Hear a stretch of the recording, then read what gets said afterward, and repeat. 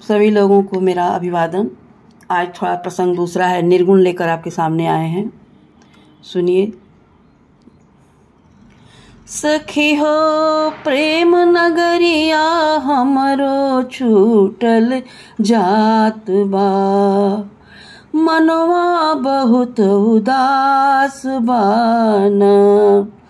सखी हो प्रेम नगरिया हमरो छूटल जात बा, मनवा बहुत उदास बाना।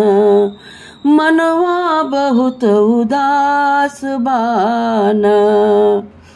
बाबा गईले हो बाजार लेके रुपया दो चार, बाबा गईले हो बाजार लेके रुपया दो चार।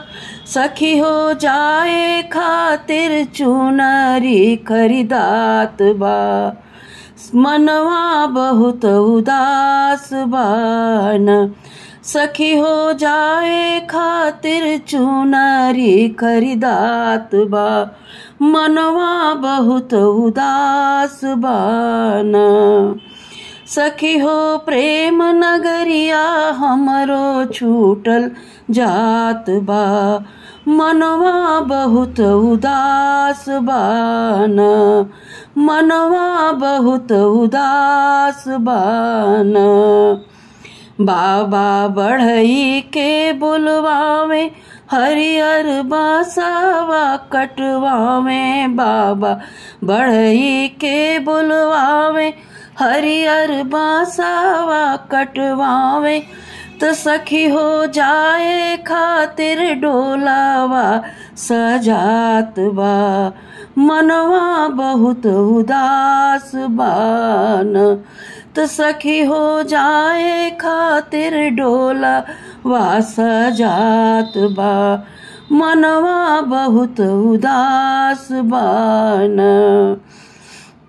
सखी हो प्रेम नगरिया हमरो छूटल जात बा, मनवा बहुत उदास बाना। बाबा गईले हो बाजार लेके रुपया दो चार, बाबा गईले हो बाजार लेके रुपया दो चार।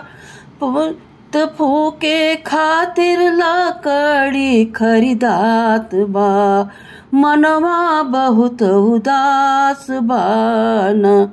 तो फूके खातिर लकड़ी खरीदात बा, मनवा बहुत उदास बाना। सखी हो प्रेम नगरिया हमरो छूटल जात बा, मनवा बहुत उदास बाना। मनवा बहुत उदास बाना। मनवा बहुत उदास बाना। जय हो।